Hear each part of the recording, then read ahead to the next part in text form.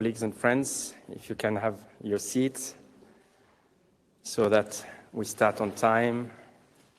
Everyone has commitments also this afternoon. We have 1.5 hours for this event. So a big welcome to everyone for this event, people in the room, colleagues in the room, members and staff and invitees in the room, but also our event is online, and I welcome also the audience online on the WebEx platform. We are going to discuss today the European elections and beyond, and what to expect after June 2024. Of course, when we think about European election, we think about the political campaign, we think about the role of the political families and parties, maybe also the question of the Spitzenkandidat. It's up to the parties to address this question, expectation of the public, the voters, especially also the role of the young voters, their participation to the election, and of course, the question of the turnout in the election. But we wanted also, of course, not commenting on the expected results, because we are a research service, so we are not going to make politics here, but we would like to go a little bit beyond this election and to look at the aftermath and issues such as the future of the Union, possible reforms of the Union, including possibly also on the treaty. The Parliament was discussing this issue at the last plenary session in Strasbourg, and also, of course, the question of the future financing. All these issues are on the table for discussion today. And we have put together a great panel that is going to be led by Michaela Del Monte. Michaela is the head of our Citizens Policy Unit, dealing with institutional issues and also the election. And she's going to lead the conversation of the various experts that are here with us today. But before that, we will have the introduction by Vice President Marc. Marc is one of the 3 Vice Presidents in charge of the EPRS. He has been member of the European Parliament since 2019, and before that he was in the Luxembourgish Parliament. And in the European Parliament, he served also as Vice Chair of the Committee of Employment and Social Affairs. And in his capacity of Vice President of the European Parliament, I mentioned EPRS, but he's also leading with ICT, and there is a link between ICT and elections. And actually, I'm mentioning this because Marc has also an excuse to leave us a little bit earlier today because he has to join the ICT group that is meeting today. So I wish you an excellent discussion, a successful event, and thank you very much. And over to you, Marc.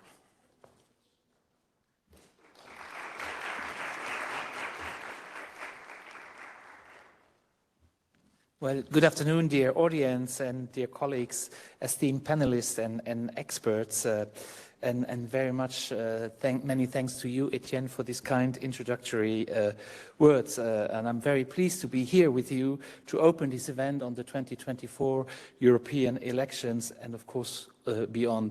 And as you mentioned, I would have loved to stay, but I have to go and chair the ICT working group, where we also discuss cybersecurity, and of course disinformation and influence on elections is on our agenda. So I will also be dealing with European elections in the next 2 hours. But I will be happy later to hear the conclusions of this wonderful panel where I see friends are on it, and that's even why I'm even more sorry that I cannot not stay and listen. We all know that in 6 months we have the European elections in June 24, and more than 365 of our citizens will be called to the ballots, and it will be the 10th European elections already. And you know, European elections represent a crucial moment in our continental democracy. They give us, as European citizens, a say in the political direction of the European Union.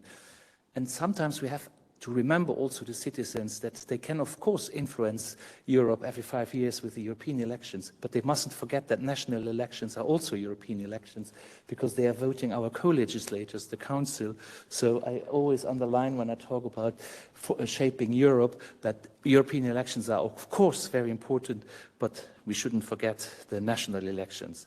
We as citizens of the Union collectively, we all face challenges that only a resilient and a democratic European Union and a democratic European society can address, and there are a number of reasons why I think so. And I also believe that the European Parliament is the only EU institution directly elected by the EU citizens. And the European Parliament is at the heart of representative democracy, the foundation upon which the European Union is built.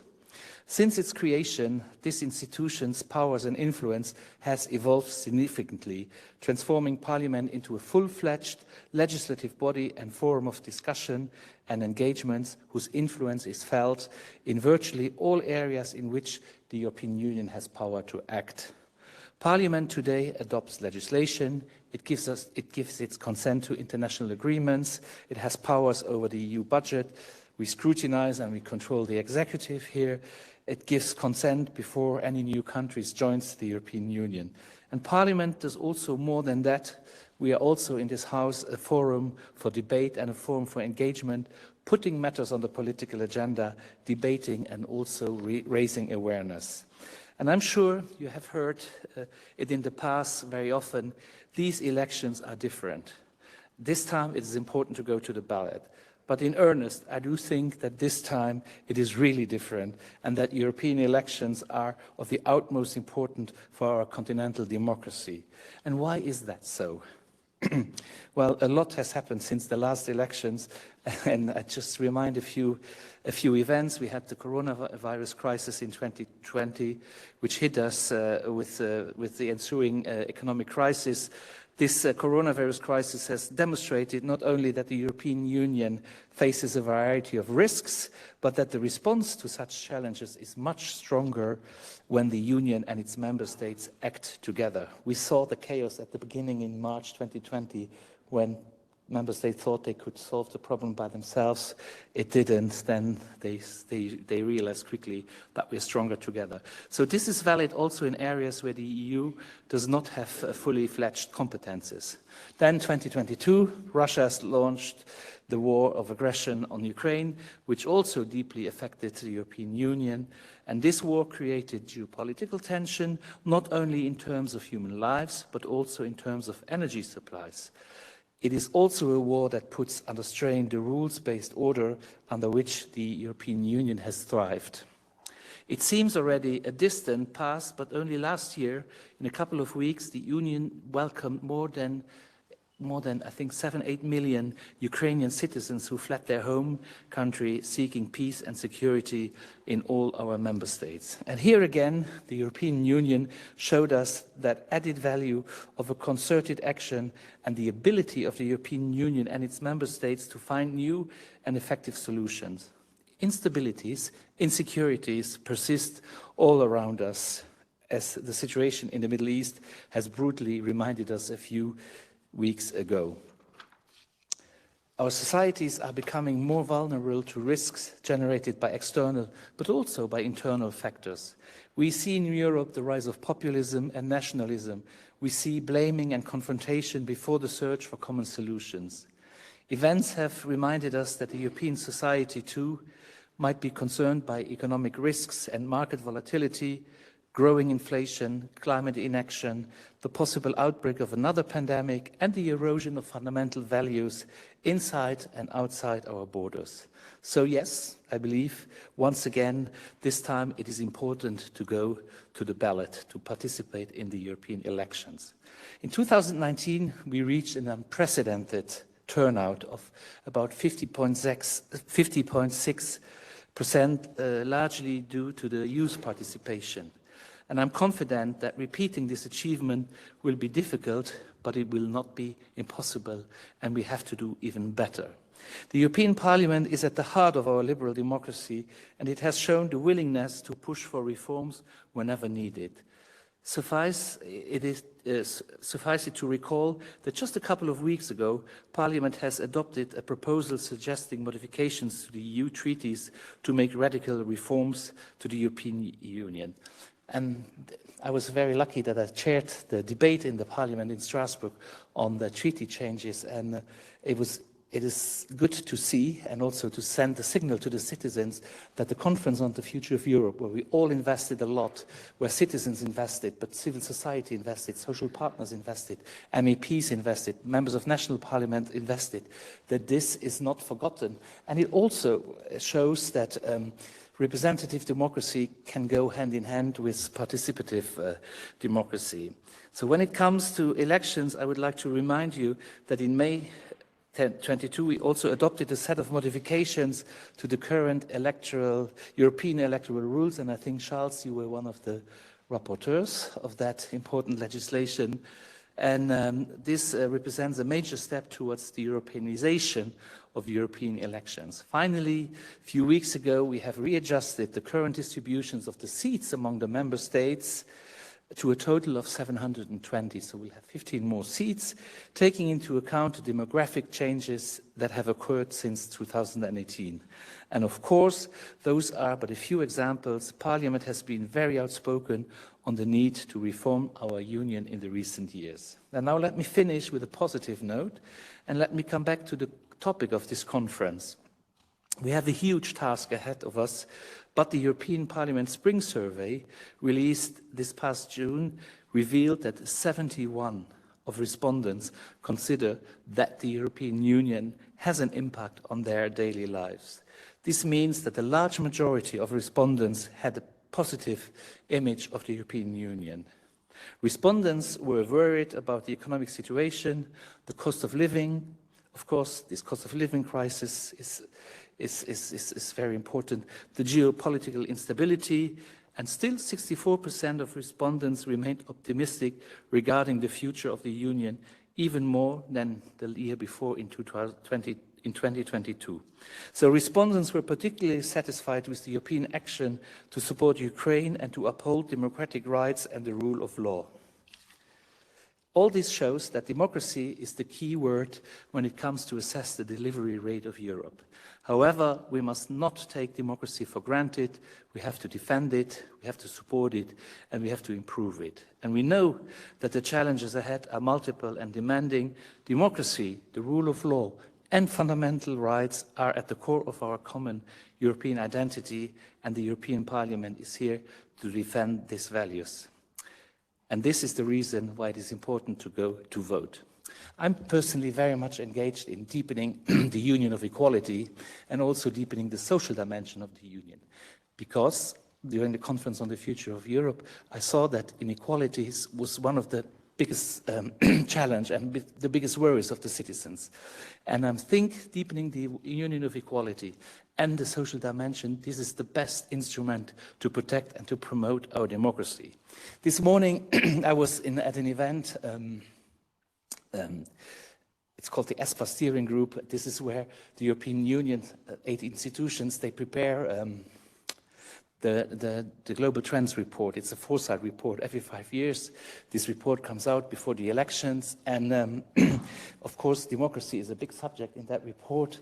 And I read it, and there was one little number which struck me, which I didn't really realize, that only 8% of the population of our globe lives in full democracies. That's very little. That's very little. So we are very lucky here in Europe, and we have to protect this. And therefore, it's important to have a good discussion today. The Parliament will listen to the experts, and I'm wishing you a very good panel discussion. And again, Etienne, thank you, EPRS, for organizing these wonderful events. Thank you very much.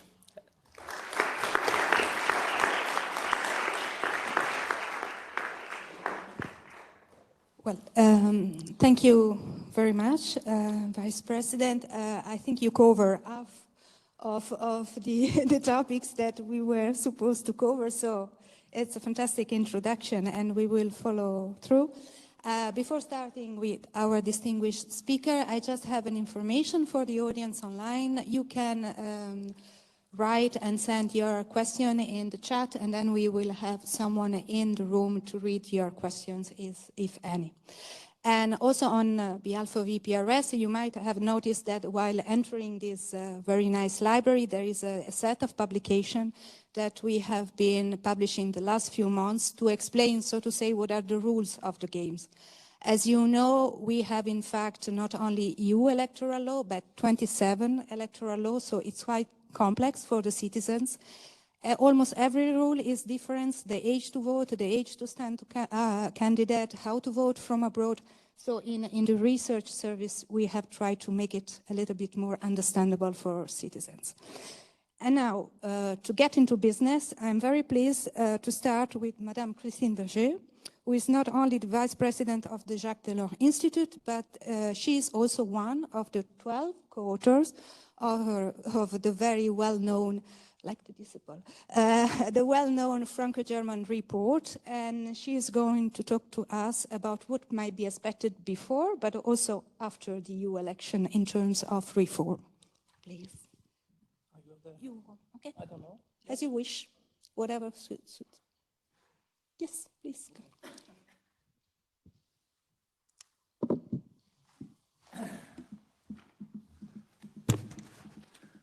Okay, thank you very much to EPRS for inviting me to this event.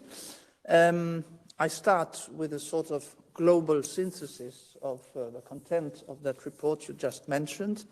I was a member of this working group composed of 12 people, supposed to be experts, on the reform of institutions. The working group was launched by the two secretaries of state from France and Germany, Laurence Boone and Anna Leuven, because they thought that in the follow-up of the conference on the future of Europe, a reflection should be led in order to start and think what could be the future of the institutions, in particular in the perspective of enlargement. But not only, because our mandate was also on the functioning of the institutions now, and in particular the functioning of the rule of law.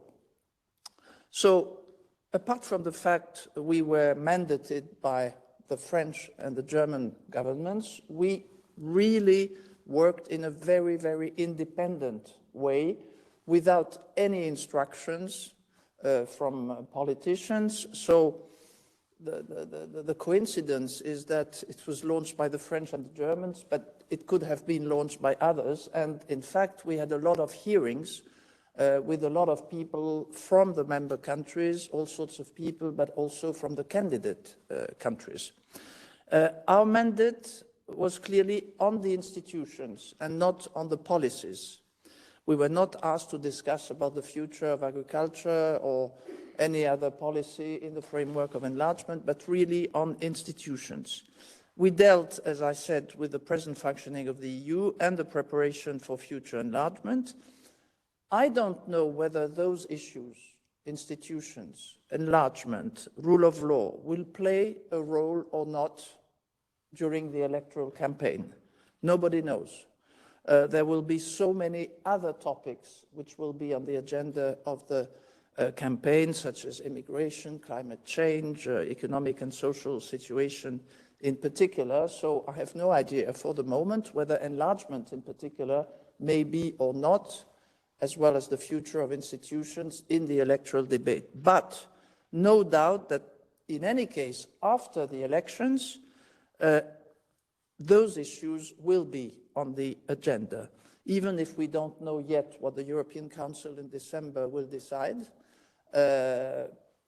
on the accession of Ukraine and Moldova in particular, whether to open negotiations or not and when.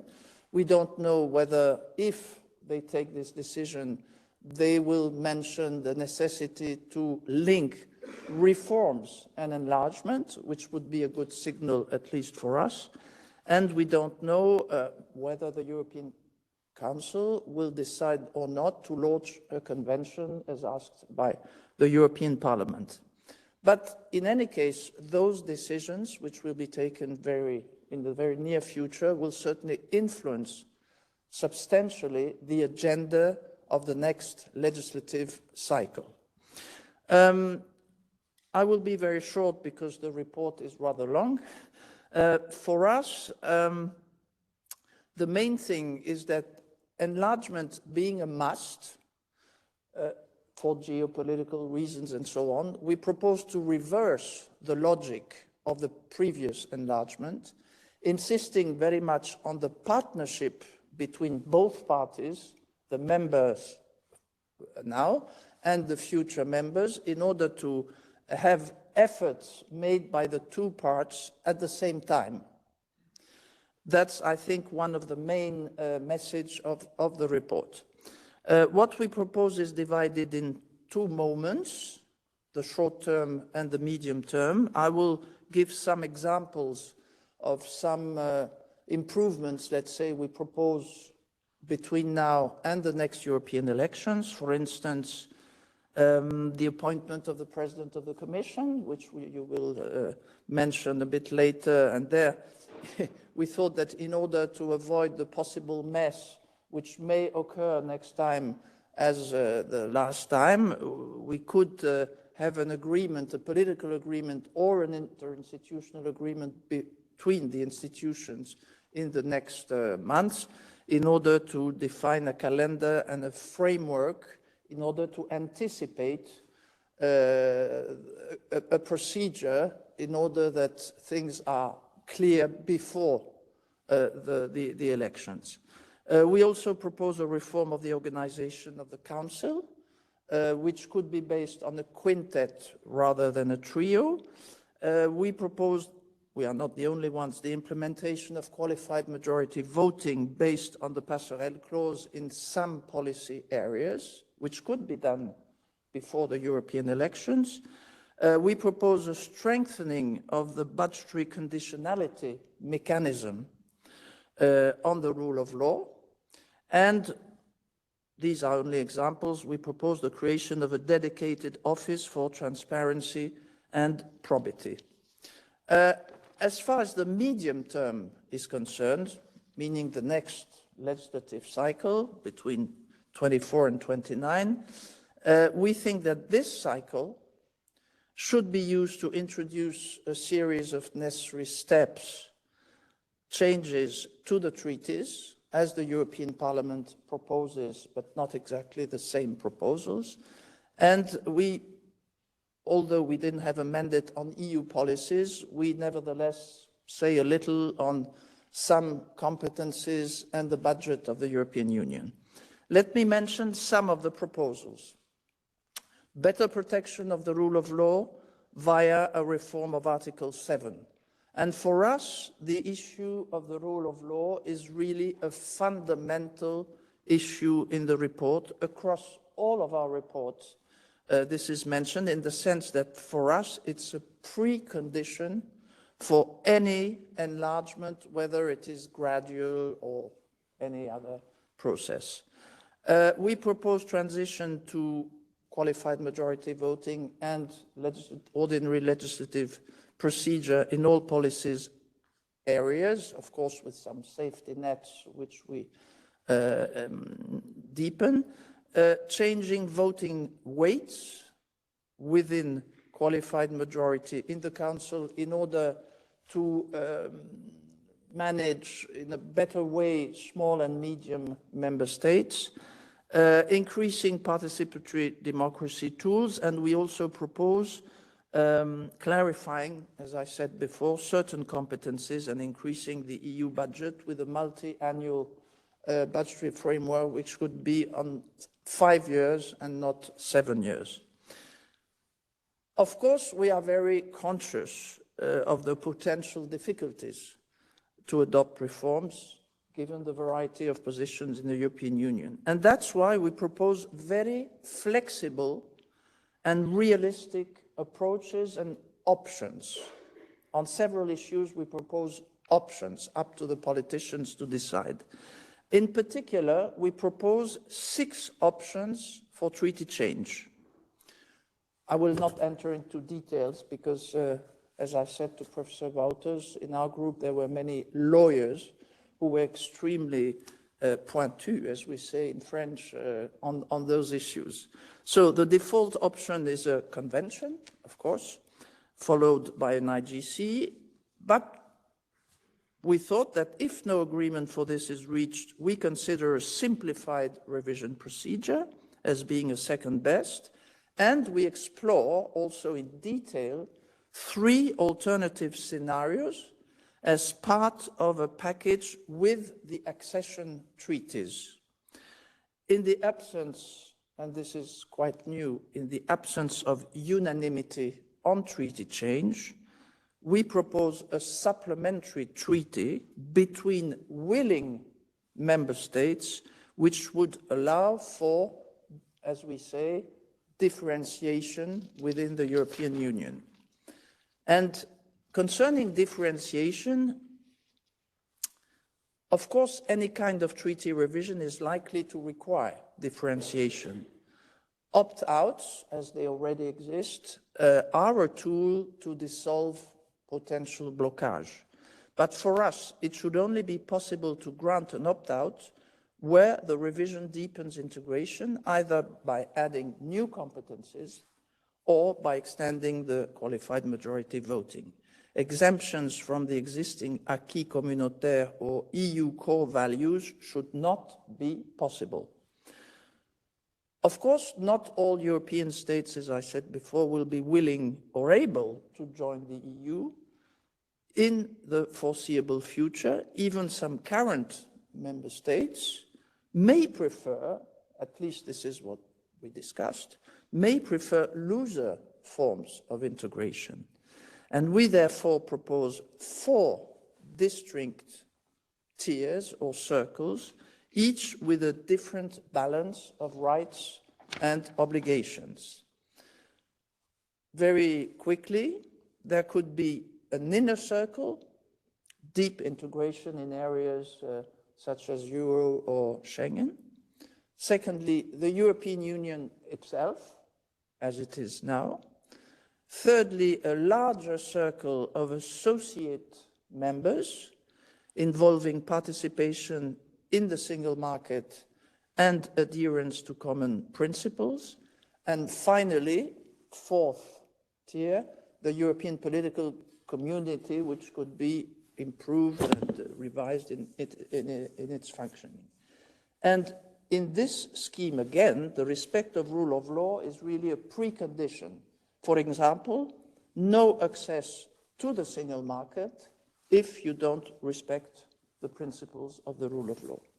Finally, we make some proposals to manage the EU enlargement process. In particular, we call for breaking down accession rounds into smaller groups of countries. This is what is called the regatta approach, to ensure a merit-based approach and to manage potential conflicts. In conclusion, we know that this debate, which some people sum up as the debate between enlarging and deepening, we know it's an old one, but this time, we are convinced that the challenge is so high. That doesn't mean that the challenges before were low, but this time it is so high that there is no alternative. And in order to stop a sort of fuite en avant, which would be contrary to the interests of the European Union, we propose those necessary reforms. Even if the enlargement was delayed, we are convinced that reforms are necessary, but it's sure that enlargement, the prospect of enlargement, is also an opportunity to convince the member states to adopt reforms. Thank you.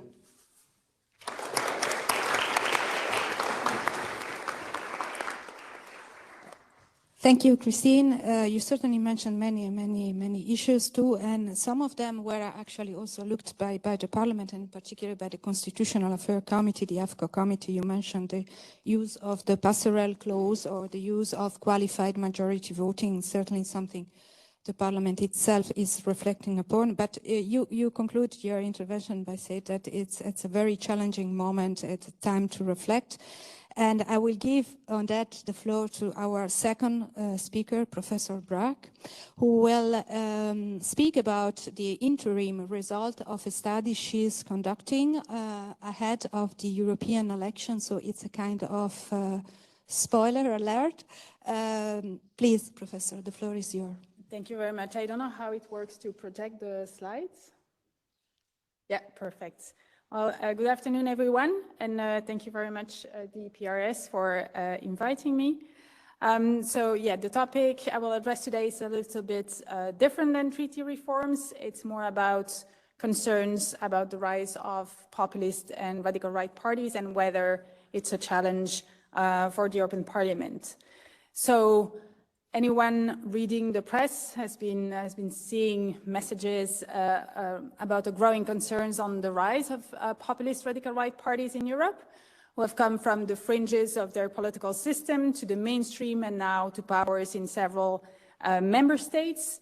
They have had a lot of impact on their own party systems, their own democracy, and the debates in their member states as they try to influence the agenda, the political agenda, and they influence their competitors who are trying to address how to respond best to these parties. I will not come back here to the many reasons for the electoral success. It seems they have found a winning formula of combining discourse on welfare chauvinism, national sovereignty, addressing the concerns of voters on status anxiety and economy. And of course, the crisis the EU has faced over the last decade has provided a fertile ground for that kind of party. But with the EP elections in 6 months, we've seen a lot of discussion whether the ECR and the EPP should or would collaborate. This week, nationalists have extended their hands to other right-wing forces to cooperate more after the election, and they're changing their tone, saying they're no longer against Europe. They do not want to exit the EU, but they want to reform the EU from the inside. So here we'll try to synthesize 2 studies I've been conducting with a colleague, Awinick Marié from the ULB, to see whether it's a challenge for the European Parliament. So of course, here we just see the seat projection. It's a poll, and it has to be taken with precaution. But what we see is a further fragmentation of the European Parliament and a likely shift to the right as the 2 mainstream political families are losing seats. And the main issue is, of course, the 2 main political families will remain the largest one, but who will be the 3rd group in the next European Parliament? A lot, again, will depend on the actual results and the affiliation of different parties to the groups. But if we see the results of the PVV in the Netherlands, the success of Fratelli d'Italia, Alternative for Germany, or Rassemblement National in France, we can see why there is this growing concerns about who is going to be the 3rd largest group, the ECR, the Liberals, or ID. And of course, the campaign has not yet officially started, but if the campaign revolves around what kind of Europe we want, about the question of transfer of power to the EU, or the maintenance of national competences, or about migration, those parties, the ECR and the ID, are of course counting to weigh in on those debates. So what does it do in terms of coalitions in the next parliament? Based on the polls, we see that the Grand Coalition can still work in the next parliament. And what we did with Awinick is to wonder, what can we learn from this current term in the European Parliament, because it would not be the first time that the Parliament is very fragmented and that we have seen a rise of radical and populist parties in Parliament. So we studied the coalitions inside the European Parliament and more particularly on the right. Excuse me. So we looked at the current term and to see whether there is a convergence between the EPP and the ECR. And when we look at the ECR, we can see that indeed the ECR can consider the EPP as one of their main partners to form alliances in plenary sessions. But the ECR is far from being the preferred partner of the EPP, as the Christian Democrats allies much more with Renew and SND than with the ECR group. So the Grand Coalitions is still very much in place in the current parliament, and it's a form of resilience of the institution to the fragmentation and to the success of Eurosceptic and radical right groups. On the one hand, the main divide is the left-right divide, and it favors the cooperation between the EPP and the ECR groups because they share some ideological affinities on economic issues. But on the pro-anti-EU divide, then this divide limits the convergence of those 2 groups, as the Christian Democrats are much more pro-EU and vote more alongside Renew and the Socialist group to contain the Eurosceptic tendency and anti-federalist tendencies of the groups on its right.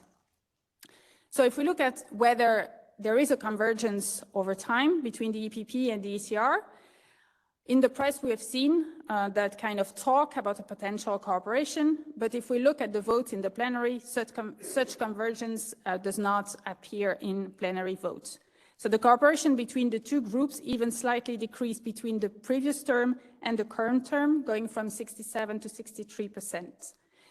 And in 2023, so now, it's an historic low in terms of cooperation in the plenary votes between the EPP and the ECR. So the Grand Coalition is very much still in place, which is also shown on the group by the gradual increase in cooperation between the EPP and the Greens. Concerning the ECR group, the data we had reveal an increasingly marked strategy of conflictualization during the current term, as the group has strengthened its links with Identity and Democracy, and ID is the only group with which ECR gradually moved closer during the 9th term.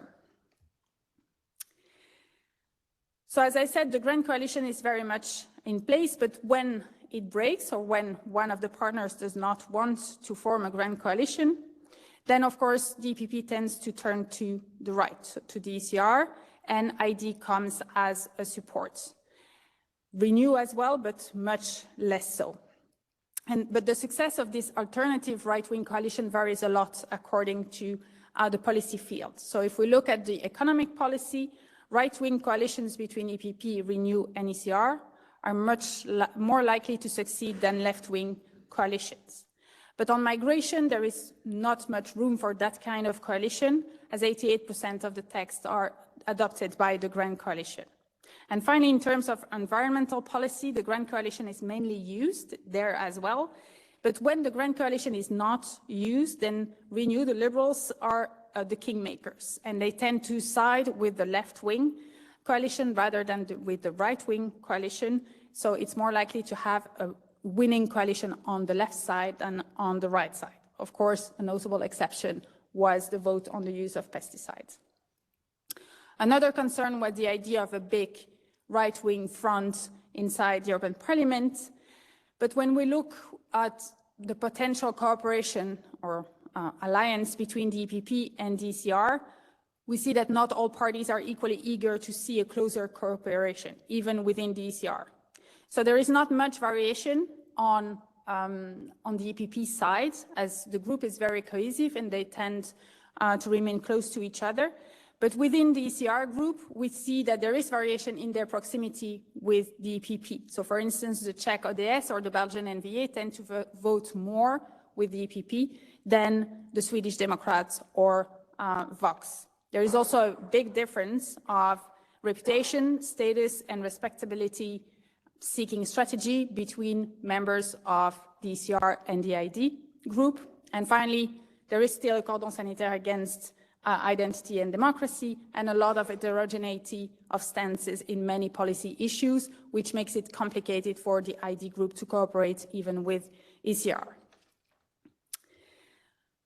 Finally, if we look at Identity and Democracy, as I said, there is a cordon sanitaire, but we have seen in our data that the group is increasingly voting along with the Grand Coalition during this term. So in almost 40% of the time, it seems to join the Grand Coalition.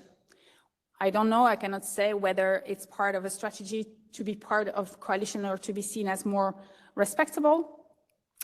But when we looked at whether ID is influential when it joins a winning coalition, we see that its probability to change the outcome of the vote, so to be influential in that way, is very limited. So usually it joins majorities when they're highly consensual, and whether ID voted along with them or not doesn't change the outcome of the vote. So to conclude, what will be the situation after next year's election, and is it likely to upset the balance within the European Parliament? So if we believe the polls, the weight of the traditional groups, the EPP and the Socialists, should continue to decrease, and at the same time, a political shift to the right seems to be taking shape, characterized by a strengthening of the Conservative group and a lot of seats for the Liberals and the Greens.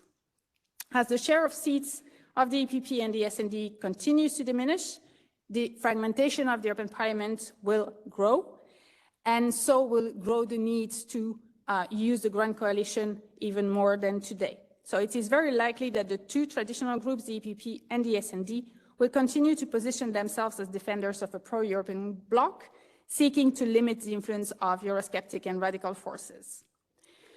Moreover, we should keep in mind that the formation of alternative coalition, whether on the left or on the right, requires additional efforts on the part of the groups, because these coalitions break with the established practices of consensus and cooperation between the Christian Democrats and the Socialists. The Grand Coalition is firmly rooted in the institutional memory of the European Parliament, and so it's likely to continue to dominate the European decision-making process after the election and limits the convergence of the EPP and the ECR group. The consolidation of the nationalist and conservative right after the election could, however, increase the frequency of right-wing coalitions led by the EPP and potentially with the ECR group joining in. However, they would need the support of Renew, and with the adoption of the Vienna Declaration in September this year, it's unlikely that a lot of members of Renew would collaborate closely with two radical parties. And again, the EPP ECR ID cooperation is really difficult because of the cordon sanitaire, and even today ID is the least likely partner of the EPP so far. Two further consideration. The first one is policy congruence is crucial. So right-wing coalition is more likely in economic policy because of the affinity on the right. It's much less likely in migration or in foreign affairs. And of course, we will need to see about the internal compositions of the groups, which national party will form which group, and whether they tend towards radicalism or respectability and are able to overcome some national divisions. And finally, although the European Parliament has a strong voice in the EU decision-making, it's still a challenge. The rise of populist and radical parties in Europe is still a challenge for the EU decision-making because of the national level. So they might have a growing place in the Council and continue to influence politics at the national level through agenda setting and framing. Thank you very much for your attention.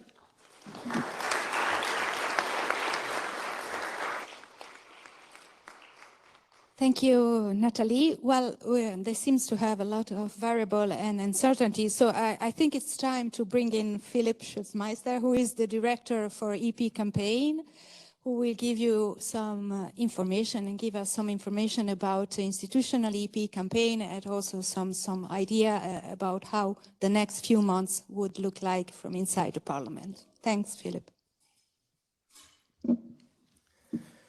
Thank you very much. Now I need to get me out of thinking about what you have just said, because luckily I don't agree with everything that you have said. That makes for a good discussion afterwards, but I might come to that at the end. It's not always an easy thing to upstage a sitting vice president, and thank God he has left already, because I have newer data than he was already referring to. And I will take you a little bit to the parliameter, next parliameter, the latest one that we are going to release tomorrow, actually. So also here is a little bit of a spoiler alert when it comes to that. Because, of course, when we are looking at the European elections, and turnout was already mentioned, one of the questions clearly is 2019, with this increase of 8 points in turnout, was this a glitch, a mistake, a one-off event, or is this something that might be the beginning of changed directions for the European elections? As you know, since 1979, turnout in the European elections has continuously decreased from 62% in the first direct elections to 42.6% in 2014, and then we had this 8-point increase. Why? And for that, I would like to take you a little bit on a journey over, let's say, the past 10, 12 years, if we go back, because in what better place to talk about learning curve than in the library, because I think what we see over these past 10, 12 years in European public opinion when it comes to the European Union is exactly this, a learning curve in how I see the European Union's impact on my life. Some of you that share my age might remember a time when European decisions taken by the Parliament and the Council took ages until they arrived at my life, at my level, at the local level. 5, 6 years of debates here in this House, another 5, 6 years perhaps of transposing a directive into national law, at which point in time barely anyone, and specifically not national governments, would remember that this has been a decision taken on the European level. And I would posit that in 2011-12, around the economic and financial crisis, this has changed fundamentally. It was a point in time when on a Sunday evening, in a meeting room here in Brussels, a decision was taken that, for example, any given bank in Athens or any other of the affected countries would not open on Monday morning. And that is what happened. It did not open on Monday morning, and the bancomat wouldn't work and you wouldn't get your money out anymore. I think this was a turning point in understanding, not only in understanding, it was a turning point in the immediacy of European decisions on people's lives. We never had this in such a concentrated form before. Since that time, the European Union is, unfortunately, living through what we would call a perma-crisis, where the economic crisis is followed by the migration crisis, is followed by Brexit, is followed by transatlantic relations, part 1.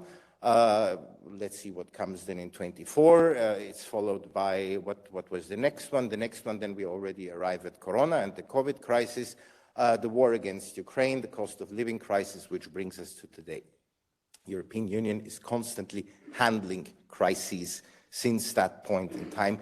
And the learning curve I would like to refer to is that citizens seem to have understood, and this is what the Eurobarometer tells us, that solutions that work for them, solutions that have an impact on their lives in dealing with this series of crises, can perhaps even only be found on a European level. We're looking at the fundamental indicators of the Eurobarometer over the past years. European Union is a good thing, bad thing. My country has benefited from being a member of the European Union, etc. All there, since 2011-12, we see a continued, relatively unbroken increase of positive indicators on all these support fields, leading us up to today, more or less, where 61% would say EU membership is a good thing. 67% would say EU membership is important for my countries. 72% think the country has benefited from being a member of the European Union. All these indicators are stable over the past 2-3 years. Now, before you start accusing me of the usual, that I'm rose painting how the people see the European Union, there's a second side to that one. 38% think the living conditions will be worse in 1 year's time. 46% think the living condition will be the same as in 1 year time compared to today. Only 13% think they will be better off in 1 year. 36% of the respondents, both in the last spring and now in the Parliament of tomorrow, say that the action taken by both the European Union and the member states is not satisfactory as they would like it to be. 66%, 64% say this is not enough. I'm dissatisfied with what you have been doing in this crisis. So there is a certain gap between, on the one hand, I understand the value of the European Union. I truly do believe that the solution can be found. I have learned over the past decade that solutions to a crisis can be found here. Right now, we're not there. But In terms of priority topics, not much has changed, but this is also a clear depiction of the context we are in. The fight against poverty and social exclusion still is on number one with 36%. Public health comes second.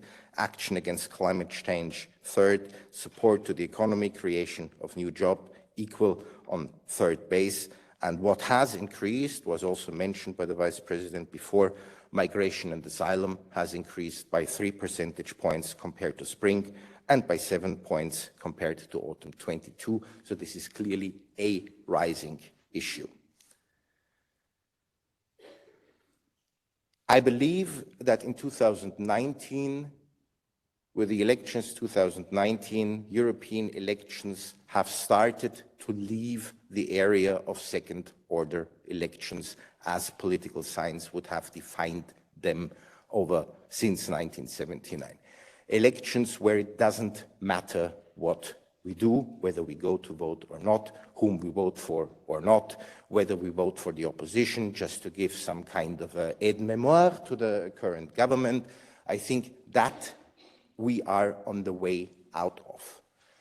If I'm looking at voting intention or voting propensity figures for the elections 2024, there is something very interesting happening. Currently, we have a 9% higher voting propensity for the elections 2024 than we had in 2018. On the scale 1 to 10, 8 to 10 would be now 68% would say they are highly likely to vote if the European elections are taking place next week. It's an increase from spring and a massive increase of 9 percentage points since 2018. With 6% higher people saying that the European elections are important, we're 6% higher saying that the European elections are interesting to me. So that basically, I think, makes my case. People start to understand that what happens here in terms of decisions and their impact on my life has really an importance for their life and makes voting in these elections much more important and significant than it had been possibly 10 years before. So that brings me in the next step, maybe to the context of the election campaign for the European Parliament. The first step, I already talked about that, this unprecedented context again that we are finding ourselves in, with an ongoing crisis reinforced now by the still ongoing Russian war against the Ukraine, by the cost of living crisis, also by the feeling that this will not end soon. Elections, as we have already seen before, that clearly will also set the direction of the future of Europe. The majority that is to be found in this House, or in the Council for that matter, will be able to change the direction, for example, when it comes to the Green Deal, for example, when it comes to the further support for the support of the Ukraine or not. So here is really, maybe saying a watershed moment is a little bit too much, but in any case, these elections and this understanding grows significantly with the people. These elections will set the direction of the future of Europe. This is also noticeable in the political discourse and in the political context, not only in this House. I'm here since '98, and so this is not my first election, if you want, and I believe I have never seen such an intense political debate in this House. Nature restoration law was, for example, pesticides was just quoted before. I've rarely seen such an intense political debate this time around and this early around before the elections like we are witnessing it right now. And of course, the impact of the decisions on people's lives is the third large motivator that I would see for these elections. One of the core elements for Parliament's narrative or the institutional campaign, and that in itself, of course, is a little bit of a sui generis beast, if you want. We barely don't know any other national parliament who would run its own institutional campaign. Maybe one small argument in that favor is I also barely know of any national election campaign where the mere existence of the parliament that is going to be elected and the whole democratic system that we are calling the European Union is called into question every time and again, as it is now by some of the political competitors here. So I think alone that makes quite a convincing argument why there should be an institutional election campaign. We are focusing very much on, let's say, the declining state of democracy globally. Also something that the Vice President has mentioned quite clearly before. Looking worldwide, looking also on our continent, maybe even looking at the European Union itself, we see that democratic processes to various degrees are in decline. Not just voting, respect for the rule of law, petitioning, protesting, civic engagement, free speech, fair trials. Democratic rights globally erode on a harmful scale. If it was said before, 8% of the global population are living in a democracy, I can add the Bertelsmann Transformation Index to that one, which in 2022, for the first time in the 15 years, saw or found that there is more autocratic regimes on the world than there are democracies, which is also something that clearly impacts on the way that we should approach these elections in the European Union, in Europe. Democracy should never be taken for granted. It has been a collective achievement, and it remains a collective responsibility in which we all have a role to play. We have to safeguard our democracy the way that we know it, because it is already changing, and we do so by voting. Also because we must never understand democracy as something that is a completed concept. Democracy can and will always be improved. If I'm looking at the United Kingdom and their decision they have taken in a democratic manner a few years ago, I think they're currently in the process of reassessing and seeing whether this decision and this democratic decision can be improved in the future. But generally, the more people vote, the stronger democracy becomes, the more legitimate the decisions being made become. And for us, the hook is, if you don't vote, then someone else will. And those who do not vote, one can say, lives then in someone else's democracy. Those who do not vote, one can say, live by someone else's choices. And the president has already quite some months ago picked up exactly on that notion and said, use your vote in these elections or others will take the decision for you.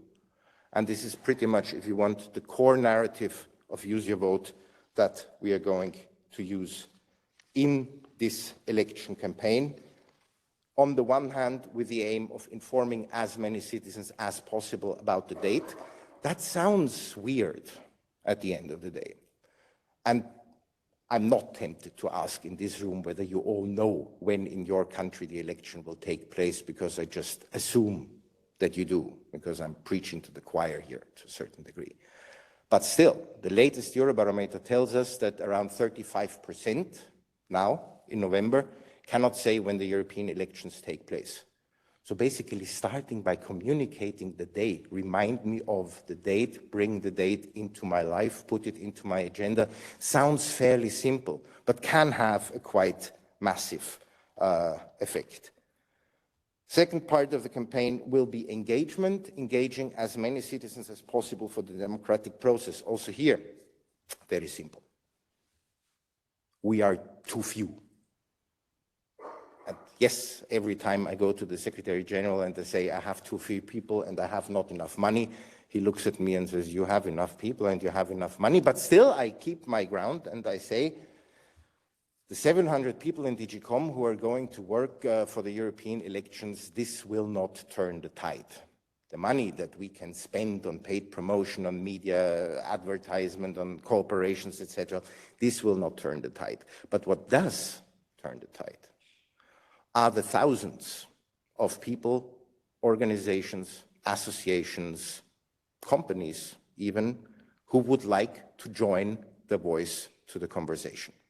We've noticed this in 2019, and it was a quite substantial success back then, by finding there are people out there who would like to do something. There are people out there who would like to participate in this discussion, in this conversation, in talking about why, for them, the European elections are important. And that's, of course, quite interesting for an administration, but basically for everyone to let go. I have to have the courage to say, I want you to talk about what's important to you. I'm not going to tell you what are the important things from my point of view. You know that better. You work in your field, you work with your associations, you have this topic you want to stand up for. Do it. Do it. This is not for us to say.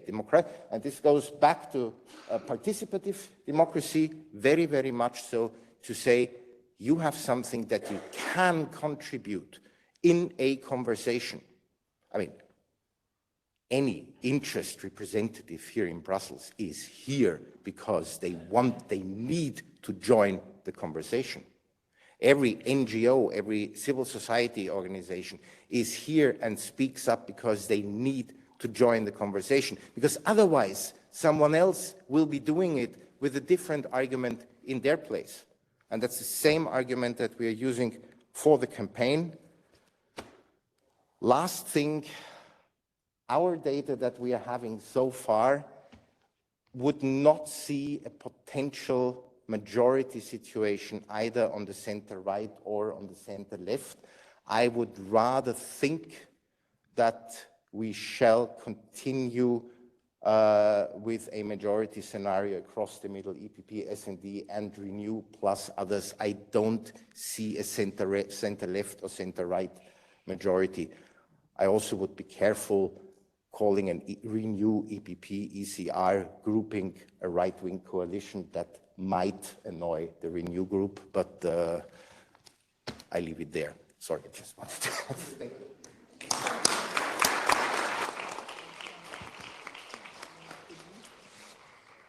Thank you, Philip. So for those who do not know the answer to Philip's question, when are you voting, you can consult EPRS infographic. This is the day of voting is on, for each country is on the right side. So you can know when to go to the ballot. I have maybe two short comments on Philip's presentation. It's very, indeed very important to work on what you described, the immediacy of Europe for the citizens, and indeed it's something that probably should be done not only 2 or 3 months before the election, but all along the term. And in EPRS, we have been working, I think, for the last year on a website which is called What Europe Does For Me, which I invite you to consult. It's more than 1,000 fiches explaining what Europe does for your city, municipality, region, and also what Europe does for your social group, in a sense, if you love the hairdresser, or if you love pets, if you love surfing, whatever, you can find very, they might look trivial information, but they are very down to earth and might help explaining what Europe does for you. And on the last point, that also one other point you mentioned on the possible second-order election issue when it comes to European election, it gives me the opportunity to pass the floor to my colleague Silvia, because indeed how to address this second-order issue has been at the heart of also this Parliament, with several ideas on transnational list and the well-known Spitzenkandidat process. So, Silvia, up to you. Thank you. Thank you very much. I hope this is, yeah. Well, first of all, I feel a bit humbled to talk about such a specific topic, because the presentations that came before my one were very, very, very big picture, I would say.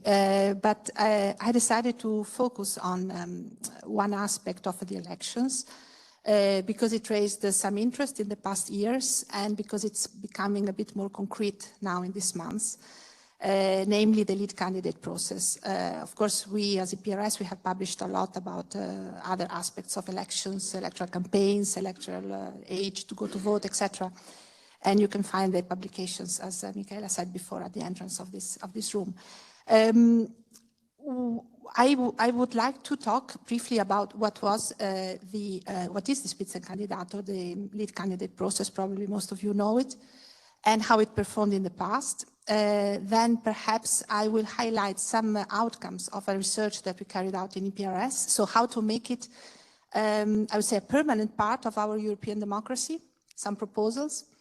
And last but not least, what is the Parliament position on the lead candidate? So first, how it has performed in the past and what is the Spitzenkandidat? Basically, easily said, it is a process that allows to link the outcome of the elections, or the European elections in general, to the designation of the President of the Commission. It is based on an interpretation of Article 17, seventh paragraph of the treaty. And basically, it's based on the fact that the European Council decides by qualified majority to make a proposal to the European Parliament on the candidate, taking into account the European elections. So that means that there is the Lisbon Treaty, so a clear political link between the designation of the President of the Commission and the proposal of the European Council. Now, how it has performed in the past, you might remember, most of us remember the campaign of 2014, where the Spitzenkandidat was run, I would say, in a relatively haste and a bit experimental way. But the process itself had quite a satisfactory result, because one of the lead candidates made it through and was voted and became President Juncker. The second time, paradoxically, with a bit more preparation, with a bit more anticipation, but the result was not the same, because the current president is not an issue, so it does not derive from the lead candidate process. You may find in this study that was published in June quite some quotation of analysis and assessments of why this did work out, why it did not work out. Was it that the first time it worked out and it simply put a brake on the loss of turnout, or was it that in fact reversed the trend? There are several ways to see that. The opinions are, I would say, relatively mixed, but there is a positive vision of our assessment of the lead candidate, even though the lead candidate was very, very much successful, especially in the country from which the lead candidate was coming from.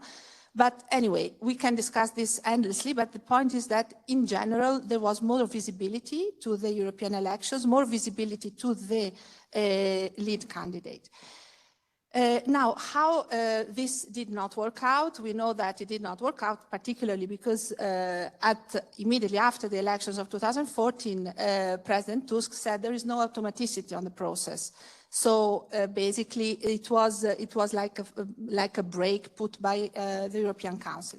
And that is probably one of the main reasons that it did not work out the second time in 2019. Perhaps there are other reasons which are on the press, and we can again we can speculate about them. But the point is, we had a reflection on how this can be mitigated. So this setback can be sort of recaptured, and we can, let's say, get acquainted with this process and make it part of our European democracy.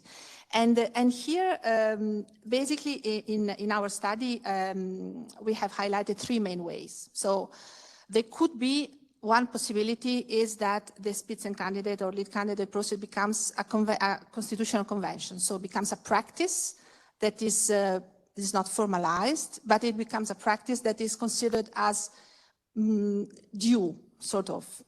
Second possibility is that it is lightly formalized. So formalized either in an interinstitutional agreement or in the Electoral Act. And third, that it is formalized in a, I would say, more invasive way, but it's a bit negative term, but more in a harder way, so within the treaties. And there we have analyzed how this can happen and whether it is also either necessary or if it is, would say, advisable to do that. So how it can become a constitutional practice. Here, I think we are talking about this lead candidate being a political process. It's not a legal process, because if one reads at face value the Article 17.7, one sees that it is clear that the European Council makes a proposal to the European Parliament. Now, if one reads it at face value without considering that our societies have also changed since the Lisbon Treaty, one would also misunderstand the meaning of the article, because if one considers that there is a proposal that goes to Parliament and Parliament simply rubber stamps the proposal of European Council, that would not be what open societies now want. They don't want secretive processes. They don't want backdoor horse trading.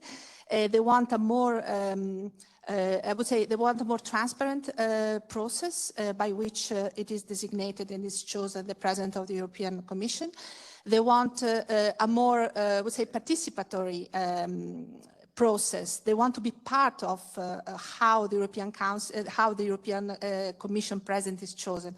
And that comes out also from, for example, the result of the Conference on the Future of Europe. So if one wants to read that as in a literal way, yes, there is a proposal that comes and has to be voted by majority of the component members by Parliament.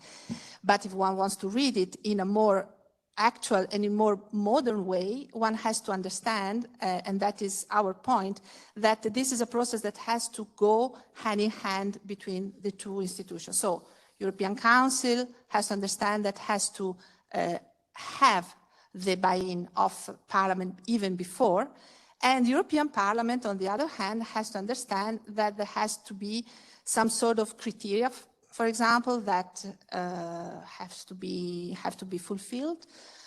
Some desiderata, let's put it like that. One can name it as one wants. It could be political affiliation, could be geographical origin, could be type of professional experience, could be language expertise, could be many things. So this is basically this working in conjunction. And this happens, this could become a constitutional practice in the sense a behavior, as its constitutional practices are, is a behavior that is repeated in time. It is considered useful for the good of the institutions, and it is considered as due. So that is the important thing of the Constitutional Convention. So the different constitutional actors behave in a certain way because they consider they have to do like that. So that would be the best case scenario, which would not require any legislative intervention, no treaty change, nothing.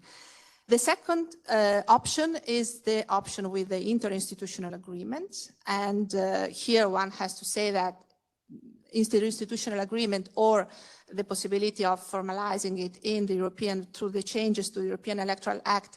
In the second case, it has already been tried and it did not work out. In the interinstitutional agreement, it is my understanding that this will affect only the interinstitutional relations, will not affect the behavior of European political parties, because interinstitutional agreement is an agreement that is valid between the two signatory institutions. Third possibility, and this is quite interesting, I find, because the third possibility would be through treaty changes. So we asked ourselves, do we need to change the treaties and have the Spitzencandidate or the lead candidate in, for example, modifying Article 17 or whatever one decides to? And here we have run, I would say, a comparative research through all member states. And we have seen, tried to see how in different member states it is done, the process of designation of the head of the executive. Not so much about who swears in the president of the council or of the executive, but what happens before, how it is chosen. And we see that in most of the times, actually in the majority of the cases, the Constitution does not indicate how this process is carried out. There are typically constitutional etiquettes, constitutional conventions, constitutional practice, so to say, that regulate the behavior of the different constitutional actors. For example, in Benelux countries, we have typically the informateur or the formateur, so those who basically a person who is appointed by the king or by the head of state who explores the possibility to form a government, and then there is the one who forms effectively a government. The same similar procedure is adopted in the Netherlands, in Italy as well. So the part before the formation of government is left to constitutional practice. And then there is a second pattern that we can see. It is that the Constitution simply talks about who has to be consulted. And so does not talk about who gets the position as president of or head of the executive.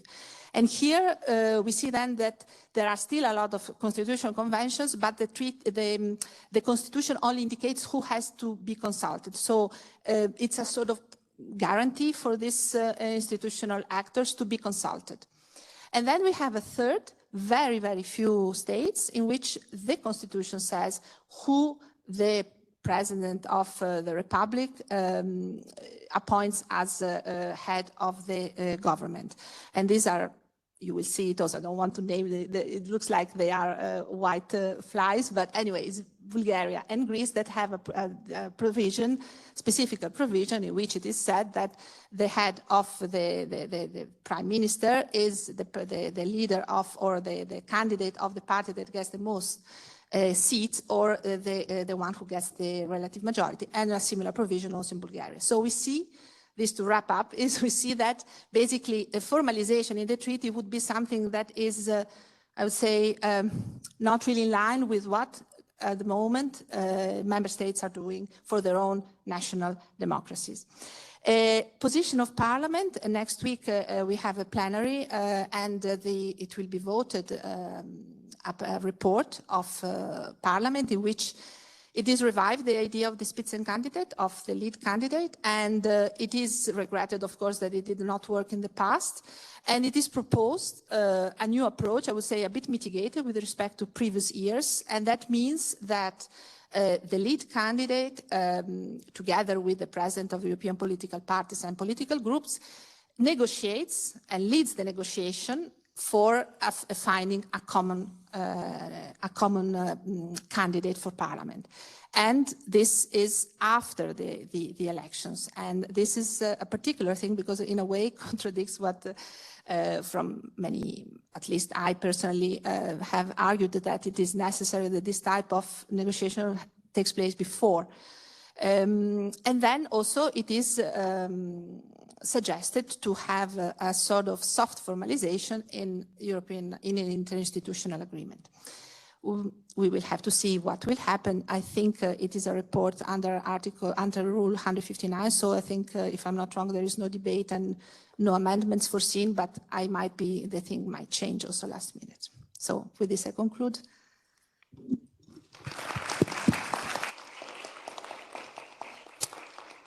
Thank you, and I see the time a little bit running, so I will immediately give the floor to Professor Jan Wouters to conclude on the, I would say, on the legal aspect.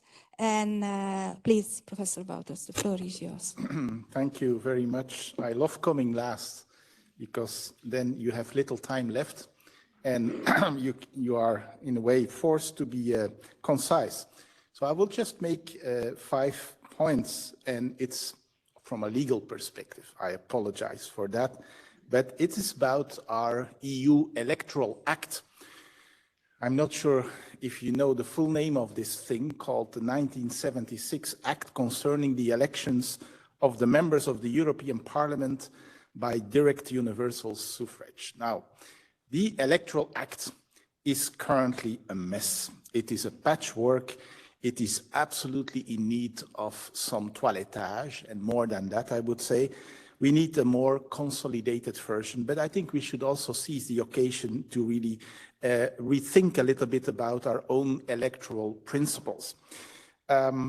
The treaty level things are okay. The TFEU are fine with regard to European elections. I refer to Article 14 of the TEU, which I think is very useful here because it basically mentions that the European Parliament is based on direct universal suffrage in a free and secret ballot.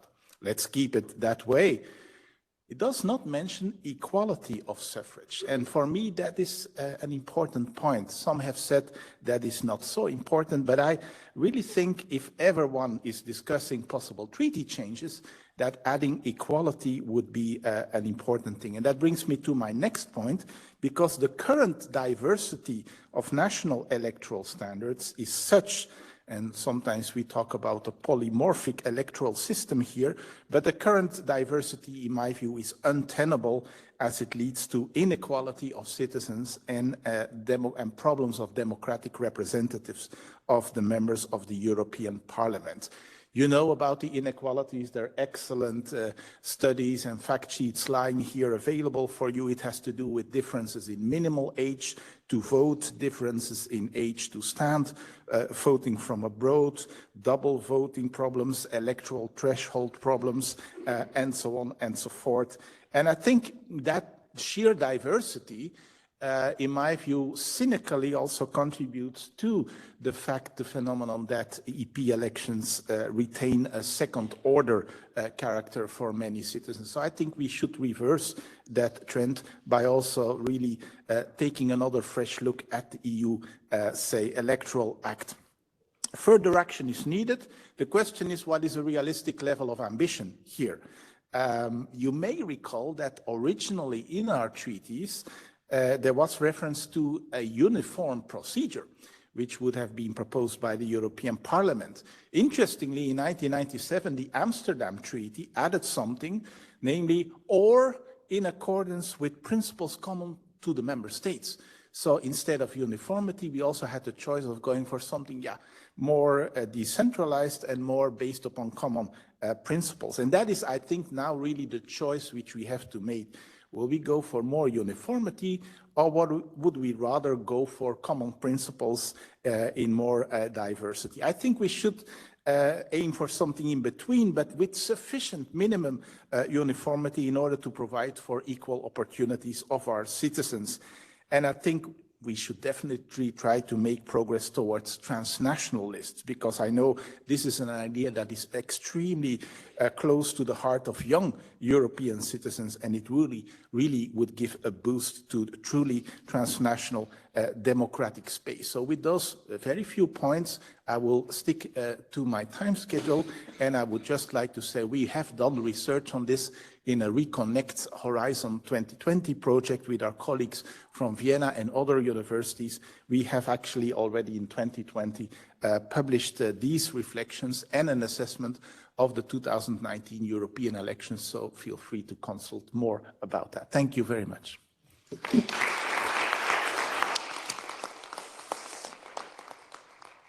Thank you, Professor Wouters, for pointing out the difficulty also of reforming the electoral law. Just, to remind the 2018 proposal has not yet been entered into force because one member state has not ratified yet. And in this current legislature, the European Parliament has proposed quite ambitious reform of the electoral law in May 2002, which includes, by the way, the idea also transnational list and the Spitzen and the lead candidate, but unfortunately this even seems more unlikely to go forward. And now we have few minutes, and we have the I have myself a few questions, but I will have the possibility to pick up some questions from the audience. If you raise your hand, don't be shy.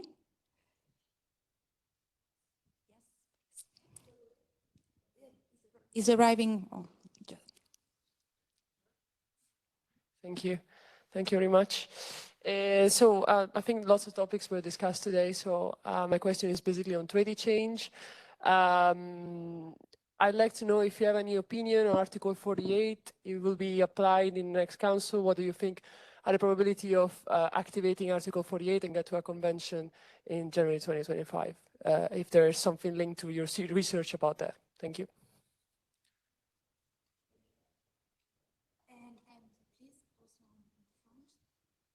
Thank you. Just a question for Christine Verger and about this Franco-German group that thought about the future of the Union. You mentioned various concentric groups and can be called also a reinforced cooperation and the out borders. We have the European political community. An issue that has been often raised concerning reinforced cooperation and other forms than the classic one is weaknesses of the parliamentary control and scrutiny in general. Is it something that you discussed in the group as well? Thank you.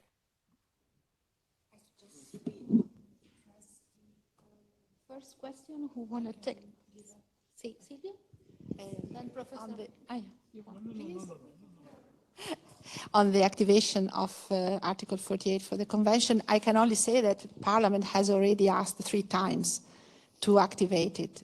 First time in May 2022, second time in June, and then now recently. So I think more than that, it's difficult to imagine what an institution can do to do that.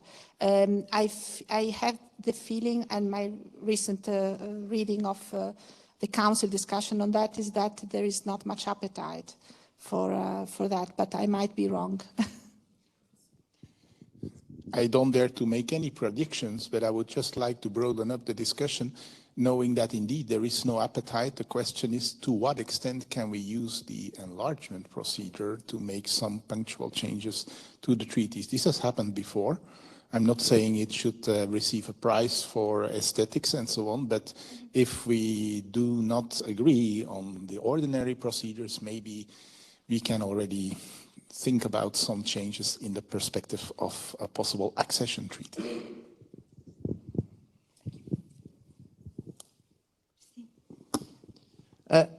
Thank you, Etienne. Your question was, in general, all circles.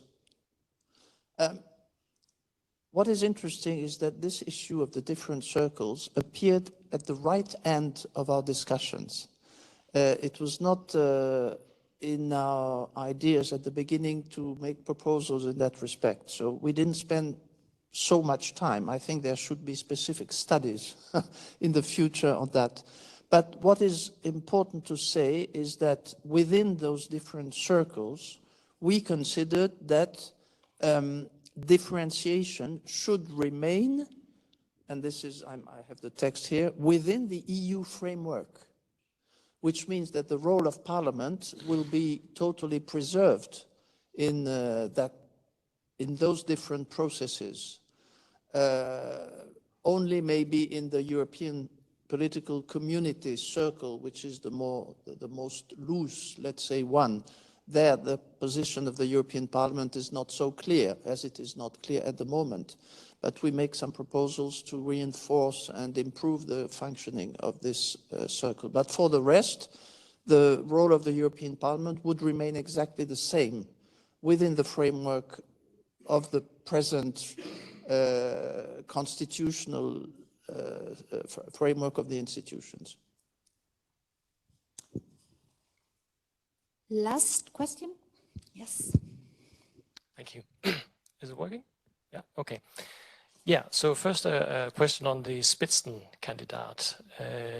Do any of you, maybe you or maybe some of you others on the panel, have any data on the role or to which extent the Spitzenkandidat played a role in those 2 instances in 2014 and in 2019 to the vote of the voters? I mean, to which extent did it play a role to them when they actually decided whom to vote for? I would suspect, but maybe you can tell me otherwise, that it played a fairly limited role. And one of the reasons for that might be that in many instances, in many countries, you might, as a party, even want to disassociate yourself with the Spitzenkandidat. So, an example, Jean-Claude Juncker, he ended up being the chairman, president of the Commission, a very good one indeed. But to many electorates, he will have been perceived as a federalist. So if you're campaigning for a party that doesn't want to be seen as promoting federalism, then you will want to dissociate yourself from that candidate, even if he's from your same party group, such as the EPP. And maybe that's a bit of the basic flaw with the Spitzenkandidat idea, namely that it presumes that there is a joint European electorate which doesn't really exist, but rather there are national electorates with distinct national ideas as to what should happen at the European level. And so they'll find it difficult to, it won't really resonate with them. But then maybe in a few seconds you'll tell me that the data proves otherwise. So let's see. Thank you. I just wanted to say, yeah, there are studies. I think there are two already by Katjana Gatterman from Amsterdam University to show that indeed the Spitzenkandidaten did not have a great impact on the turnout, for instance, at the election, unless you were from that member state. And from a study that was published by the Jacques Delors Foundation, there was also the conclusion was that European parties in general are still the missing link to make European public sphere is not the only solution, but that many national parties do not advertise their link with the European party, and that perhaps it's not the Spitzenkandidat, but more likely the transnational list that is more likely to solve that problem, because then at the European level, there would be some powers for the European Party to have an impact on who is on the list, whereas the Spitzenkandidat is still very loose arrangement.